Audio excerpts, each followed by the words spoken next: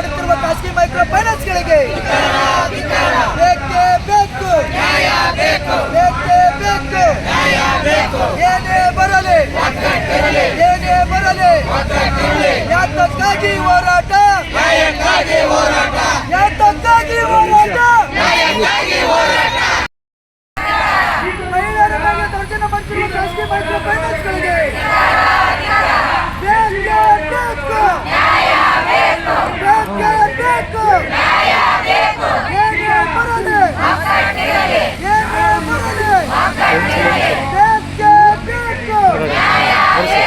ಯಾತಕ್ಕಾಗಿ ಹೋರಾಟ, ಯಾತಕ್ಕಾಗಿ ಹೋರಾಟ,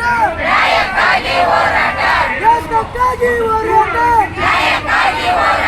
ಬಲೋ ಭರತ್ ಮಾತಾ ಕಿ ಏನೇ ಬರಲಿ ಒಂದೇ ಖಾಸಗಿ ಮೈಕ್ರೋ ಫೈನಾನ್ಸ್ಗಳಿಗೆ, ಖಾಸಗಿ ಮೈಕ್ರೋ ಫೈನಾನ್ಸ್ಗಳಿಗೆ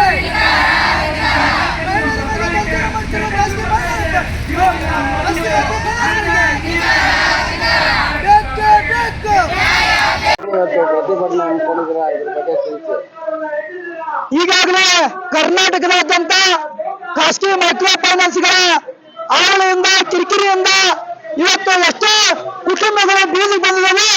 ಅದರ ಒಂದು ಹಿನ್ನೆಲೆಯಲ್ಲಿ ಕಳೆದ ವರ್ಷ ನಾವು ಇದೇ ಫ್ರೀಡಂ ಪಾರ್ಕ್ನಲ್ಲಿ ಹೋರಾಟಗಳನ್ನು ಮಾಡಿದ್ವಿ ಮತ್ತು ಮಾಂಗಲ್ಯವನ್ನು ಉಳಿಸಿ ಮುಂದೆ ಬರುವವರನ್ನ ರಕ್ಷಣೆ ಮಾಡ್ರಿ ಅಂತ ಹೇಳಿ ಮಾಂಗಲ್ಯವನ್ನ ಮಾನ್ಯ ಸಿದ್ದರಾಮಯ್ಯ ಕಳಿಸಿದ್ವಿ. ಅದರ ಒಂದು ಹಿನ್ನೆಲೆಯಲ್ಲಿ ಅವರು ಸುಗ್ರೀವಾಜ್ಞೆ ಜಾರಿ ತಂದ್ರು. ಆದರೂ ಕೂಡ ಇನ್ನೂ ಕಿರುಕುಳ ತಪ್ಪಿಲ್ಲ. ₹1 ಕೊಟ್ಟು 10 ರೂಪಾಯಿ ವಸೂಲಿ ಮಾಡ್ತಾ ಇದಾರ, ಬಡವರನ್ನ ಬೀಳಿಗೆ ತಾಳ್ತಾ ಇದಾರ.